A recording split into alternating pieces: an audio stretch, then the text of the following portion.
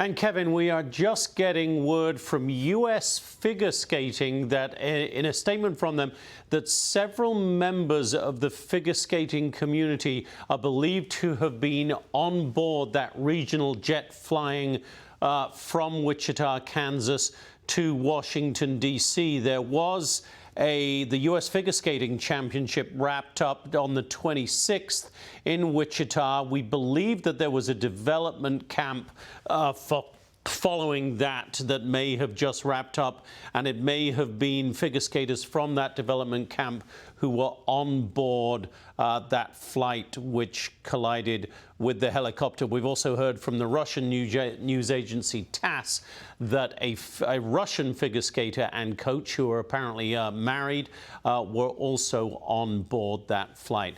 Joining us now, Lieutenant Colonel Darren Gaub, who is a former Army battalion commander and Black Hawk pilot. Lieutenant Colonel Gaub, thank you for being here. Tell me a little bit about, from your experience as a Black Hawk pilot. As I understand it, they have been on visual flight rules, Colonel. How does that impact the things that you see and do in a nighttime flight like that? Yeah, Jonathan. Well, first of all, being in a helicopter like that, you're nearly always operating close to the ground, especially around D.C., within 200 feet or so of the ground. And as has already been mentioned, the potential for that having been deviated from to have climbed to a further higher altitude may be a significant point if proven to be a fact. Now, operating under visual flight rules versus instrument flight rules. The instruments, you're listening to an air traffic controller who is telling you what altitude to hold, what heading to hold, and really guiding you through the skies. And your life is in their hands, and you're operating under some procedures, but you're also operating under basically the ability to be directed on almost everything you do. Visually, that specific airfield, of course, and I've flown over it myself, you're operating off of mostly communications and procedures. Those are the two things that struck me the most when I saw at least the video that we've seen so far tonight. And there's much more we don't know, but they're restricted to a certain space, vertically, horizontally, altitudes, all these things, these corridors that are built. You have to stay within those, and they're built for a specific reason to create the separation. But because aviation is a human endeavor, and you're relying on the pilots of this aircraft to be able to be disciplined in their airmanship enough to adhere to those procedures.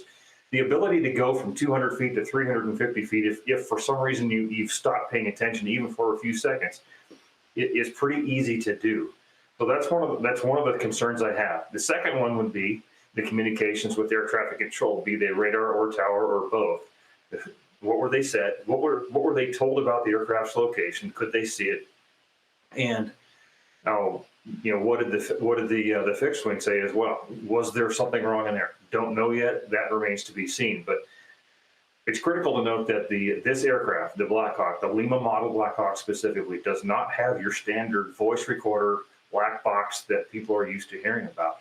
You're going to have to rely on the external recordings of the tower air traffic control and the videos that you've seen taken from various cameras around D.C. to piece together some of that. We're running out of time here. Let me ask you this quickly. Do we read anything into the fact that this was a training flight? Does that mean that you've got a brand new pilot in there? Does it mean that you've got an experienced pilot training new things, or could it mean absolutely anything? It could mean anything. It could be an inexperience problem. It could be something that we're not even tracking. And I believe that's an answer that is going to have to come from the DoD investigation into the actual experience level and all the things that they would do to dig into the entire flight profile all the way back to the pre-launch procedures that are normally adhered to. So right now, I wouldn't read too much into that yet. Okay. Colonel, we've got to wrap it up there for this hour. Thank you so much for all your expertise